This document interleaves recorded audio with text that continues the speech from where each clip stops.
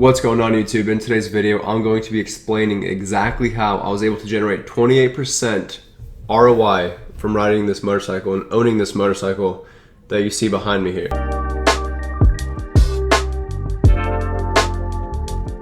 So for most people, owning a motorcycle or owning a vehicle, you lose money like crazy. So they depreciate in value with every year that goes by that you own it. You can definitely see like a significant decrease in value. So let's say you buy a motorcycle for $7,000 and you buy it right off the lot out of a dealership.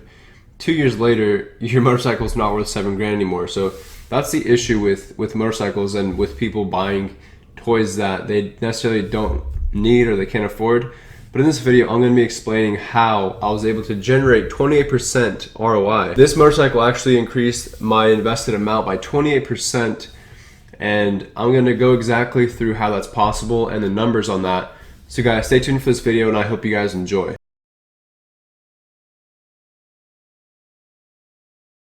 In today's video, I'll be sharing my experience with buying a motorcycle for the sole purpose of making money on the motorcycle when I sell it. So as you all know, whether it's real estate, whether it's a stock, whether it's an investment, the money is made when you buy it. So the money is made on the buy. That's just ground rule for anything investing related. Anything where you're looking to make a % increase on your cash, you have to have a good entry price. If you're buying a house, you want to make sure you have a good entry price. If you're buying, let's say a stock, you want to make sure you have a good entry price. Otherwise, when the market shifts, you won't make as much money, or you're leaving money on the table, or you could potentially lose money. So in this video, I'm sharing my experience with buying a 2015 Yamaha FZ07 as an investment. So I had a really good purchase price on the bike. I'm gonna break down all the numbers for you guys, and I'm updating you guys all on this because the bike is now restored back to full condition.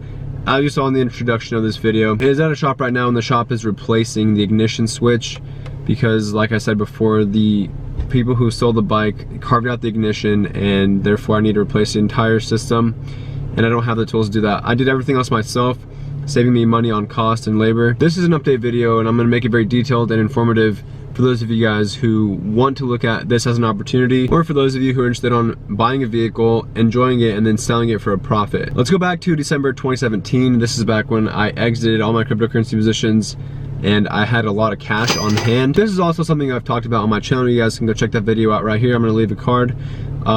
Very, very great story, but the point of this video is not that. So I'm looking at things to do with that money, and looking for this particular investment has been something I've always wanted to do. I just needed cash to do it. So guys, what I did, I went to Copart. Copart is a salvage auction dealer. They have an inventory of salvaged cars that insurance puts up, or that maybe that somebody that doesn't want the car anymore, they put it up in Copart, and you can bid on the car, and the highest bidder usually gets the vehicle. That's how it works. But for the most part, you can buy a car as is for, sometimes you get lucky, sometimes you get a really, really great entry price, and you can buy that car for really cheap, or you can buy the motorcycle for really cheap. In my situation, that's exactly what happened. It looks like whoever wrecked the bike, they just hit the front end somehow, and they messed the front fender up and the handlebars. What really caught my eye about this motorcycle is that it had a clean title. Unlike most things that go through Copart, they're all salvage. They all have a salvage direct title, or like a non-repairable title, to where if you go and try to resell it, the value is going to be a lot lower because of that accident, that collision. So just like a little life hack here, for those of you guys who want to buy a car, like a nice car for a really cheap price, just go to the auction, go to Copart.com and look through the inventory. You guys will see there's a large volume of cars selling each and every day at these auctions, and they're being sold for like a third of the actual retail price that you'd get buying it off the lot. With all that being said, I bought this motorcycle in Copart with a clean title for the cash amount of $2,400. The best thing about this is that I did not have to pay to go get the bike shipped in. Let's say like I bought the bike in LA on Copart, and like I bid in LA, I'd have to pay for the bike to be transported back. Luckily for me, this bike was actually in Springfield, so I bid on the bike, I won the highest bid, and I went and picked it up, which actually saved me a lot on delivery costs. So when it was all said and done, after Copart fees and after paying the broker who bought the bike for me, I was at $3,000 cash. That was like the total amount after paying all the fees that are involved with purchasing through Copart. So my total invested amount at the point where I bought the bike and it was in my possession was $3,000. I then went and bought a bunch of parts, all the OEM parts that I needed to restore the bike to brand new condition. I went and bought those from a genuine Yamaha parts dealer online, and that totaled out to be $500 worth of parts. Within about a month, I had this bike on the street looking brand new with a clean title. For a bike that was worth $7,000 back in 2017, I was able to buy it for a total out-of-pocket cost of $3,500. And had I sold it then, the Cable Book value of this bike was $6,900 back when I bought it.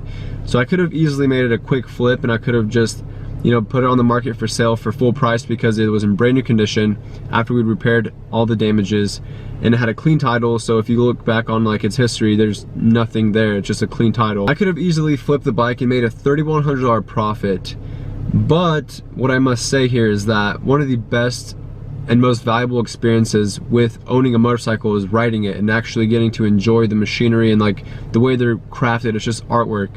So that right there is priceless to me. So I actually decided to keep the bike for a little bit longer, enjoy the bike, ride it, and eventually sell it later on. Something very bad happened. My bike got stolen, and it was like February this year. I think I uploaded a video. It was a very cringeworthy video, but I uploaded a video saying that my bike was stolen right under my nose, which it literally was, like, because I had that bike as a prop for the back of my videos. If you guys want to refer back to my older videos and see, I had that as a prop. I mean, it's cool, whatever. It fills up that space back there. And I left it outside one night. It's kind of like a mindless thing. I didn't really think about it, but I left it outside. And the next morning when I go to bring it in to upload a video, I was gonna go film a vid. I go outside and the bike is not there. So I instantly went in panic mode. I didn't know what to do. Like, considering the fact that I'd invested $3,500 of my money into that bike, it was just like something that just hit me really frantically. I also didn't have full coverage on it, which is very foolish, and I learned my lesson. Here I am, stuck with a total loss of like $3,500 cash. I looked at the situation as like any investment you'd make, right? Every single time you put money in exchange to like get positive interest and like earn some interest on that money, there's always a risk involved in like normal markets. So like when you enter a position like on a stock, right? When you're buying stocks and you're day trading stocks or buying and selling stocks for the long term, you enter the stock with the risk of that stock going down in price and you losing value. When you buy a house, you risk the market going down and you losing value on that house. So that same concept is kind of what helped me get through the fact that like the bike was gone. I came to terms with it. I was like, okay, this money's gone forever. I'm not gonna see it again. Just get back to work, you know, like that was kind of my mindset that helped me push through that really, really bad low of losing that bike. It's like losing something very dear to you. I ended up getting over it.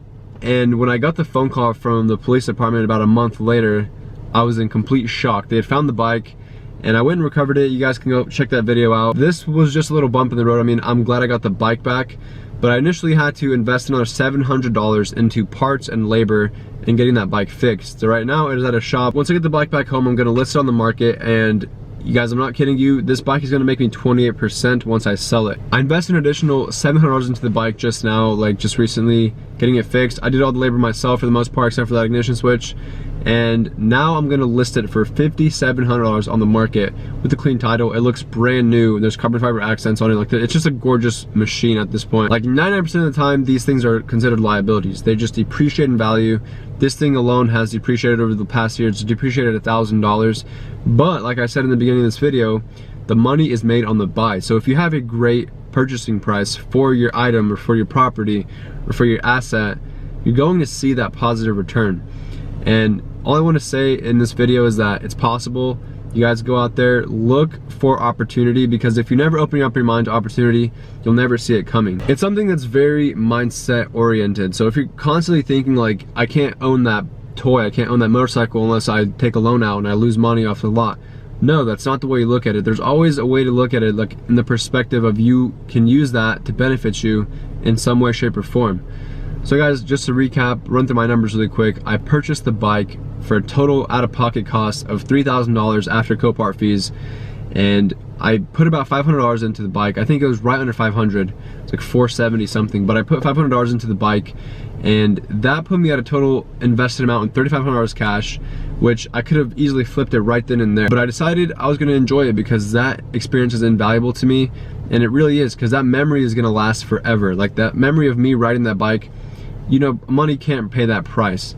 So it's just something that I really enjoyed, and I really do love the feeling of riding a motorcycle. For those of you guys who aren't enthusiasts, for those of you guys who care less, you wouldn't understand it, but for anyone who's ever ridden a motorcycle or has that passion, you guys definitely understand what I'm talking about here. A hiccup happened, it got stolen, Luckily, the bike got recovered. That would have been a total loss for me had the cops not recovered the bike because I did not have full coverage. And I put an additional $700 into the bike, bringing me at a total invested amount of $4,200. And I'm listing the bike for $5,700, which is gonna put me at a $1,400 profit margin. I think this is a pretty detailed video as far as pricing and as far as the way that I purchased the bike and how I'm gonna sell the bike. I'll keep you guys updated when I do sell it. I think I'm gonna put that money to a house or something, like, you know, put it into real estate. If you enjoyed this video, then be sure to subscribe to this channel for more business related content, Airbnb through rental arbitrage and investing content. I hope you all enjoy this video, and I will see you all in the next one.